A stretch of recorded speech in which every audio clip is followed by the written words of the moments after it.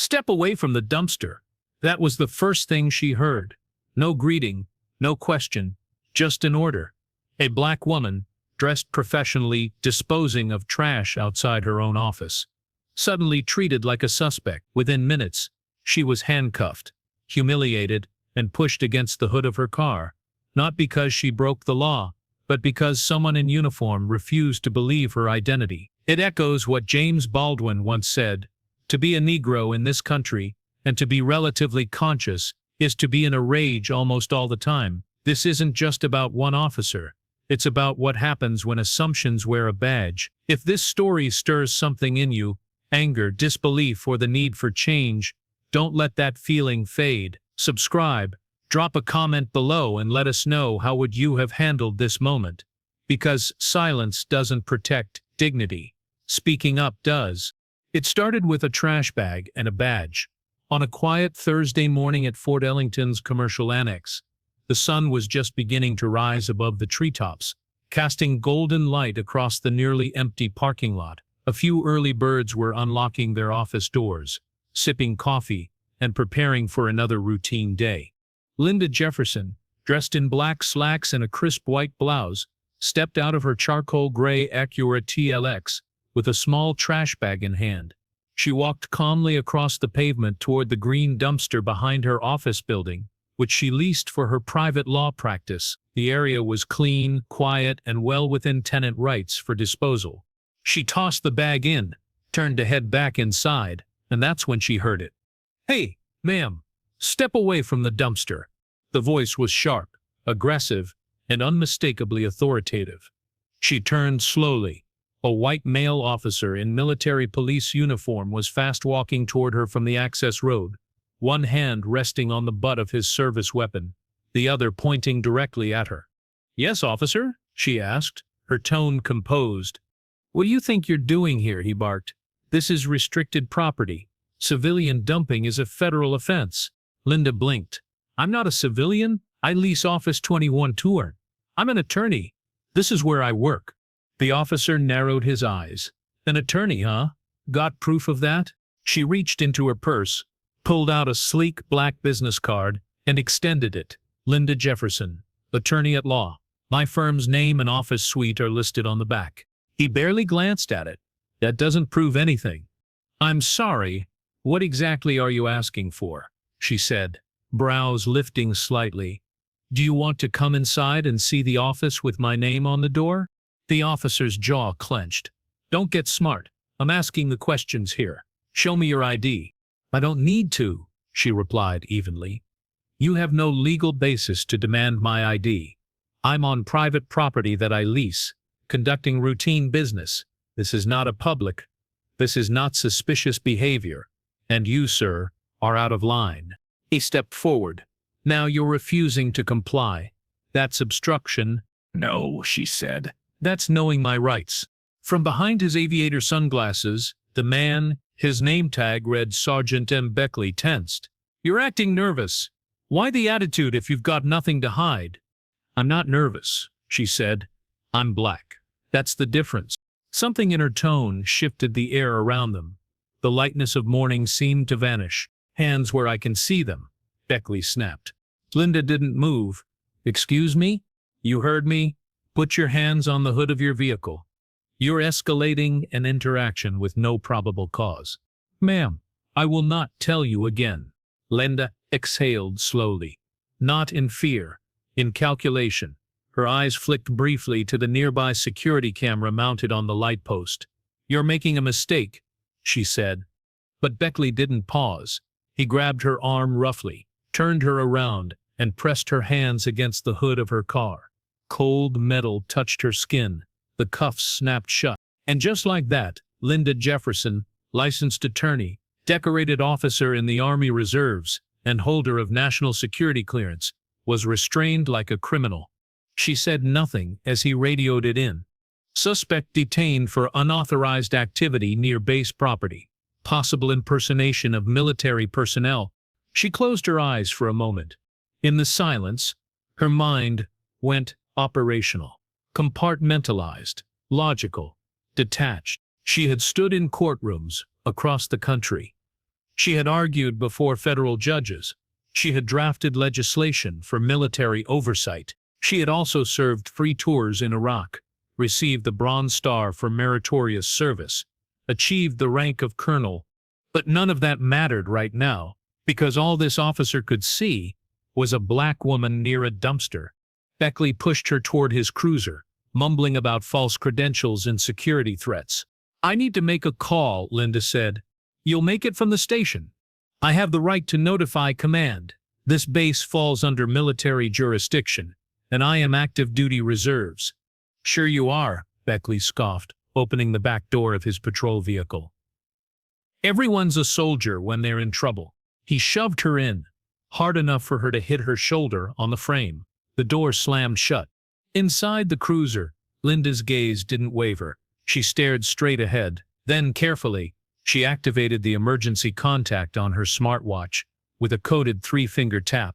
The alert pinged to a restricted line. Within 90 seconds, a secure reply came through. "Confirm status, code black, Delta 4. She blinked once to trigger the confirmation scan.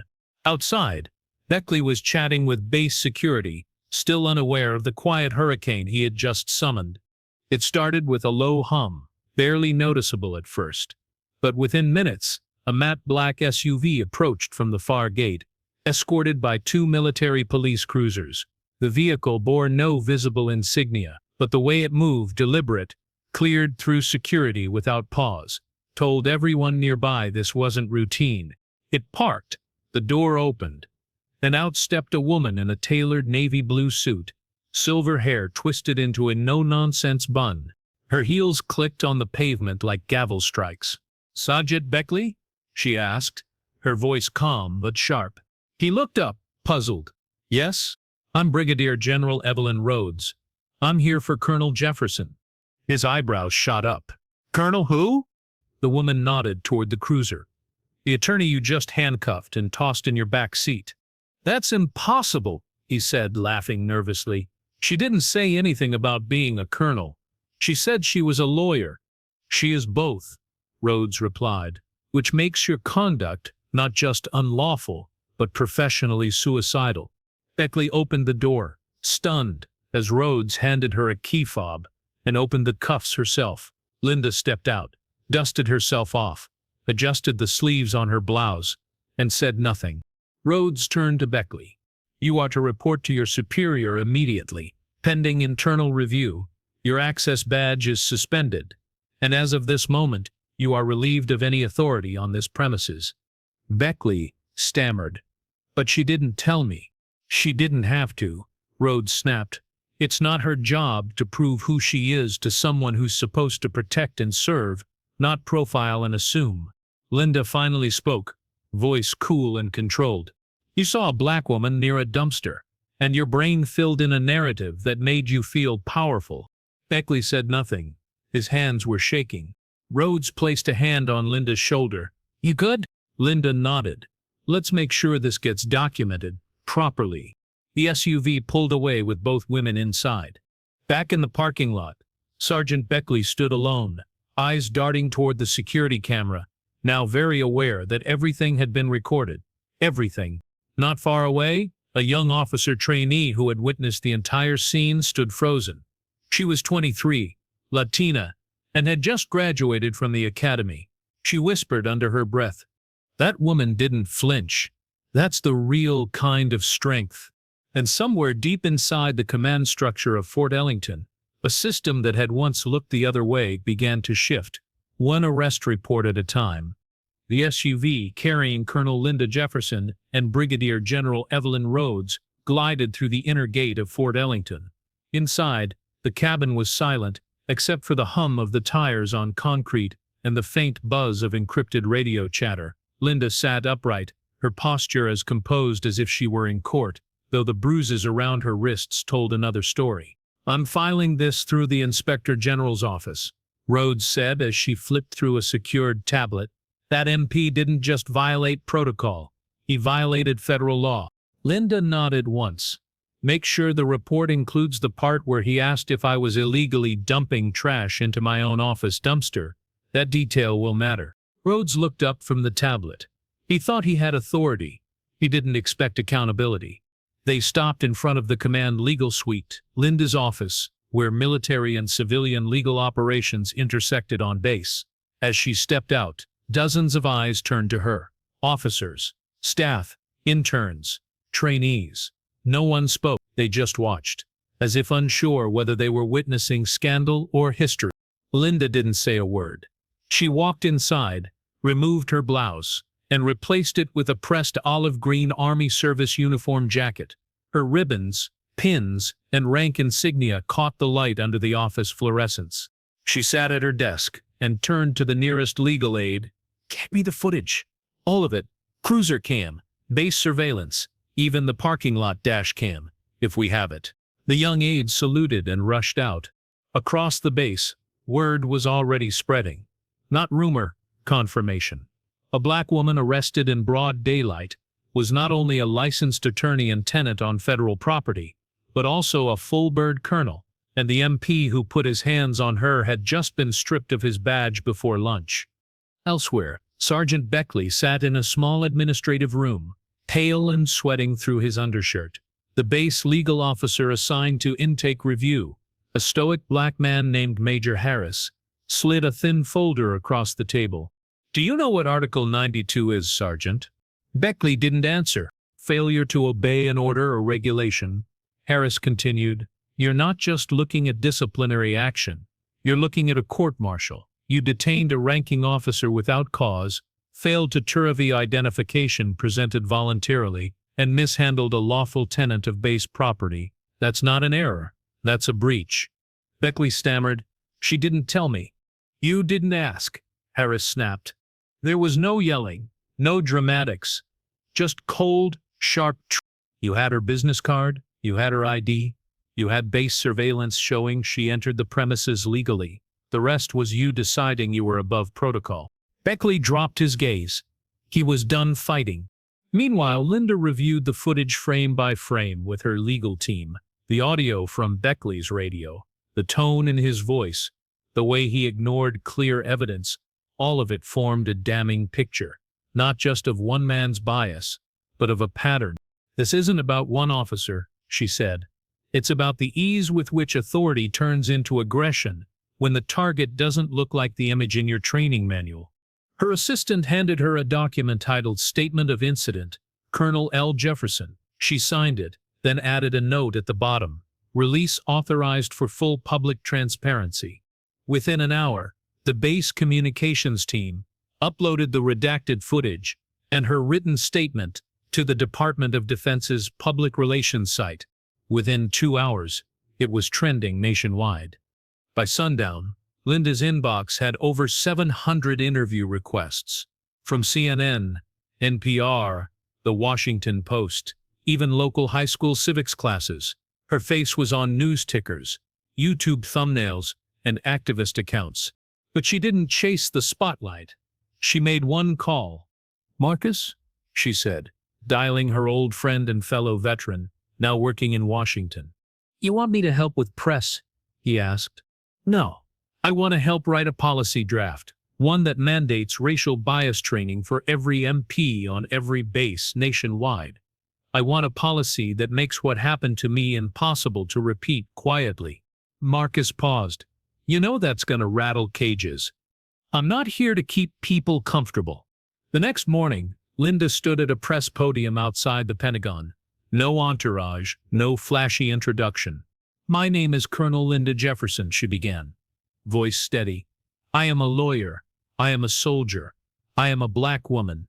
And 2 days ago, I was handcuffed and detained doing nothing but taking out my trash." Camera shutters clicked. The crowd leaned in. This incident is not isolated. It's systemic. It's what happens when authority meets ignorance, and neither stops to ask a question.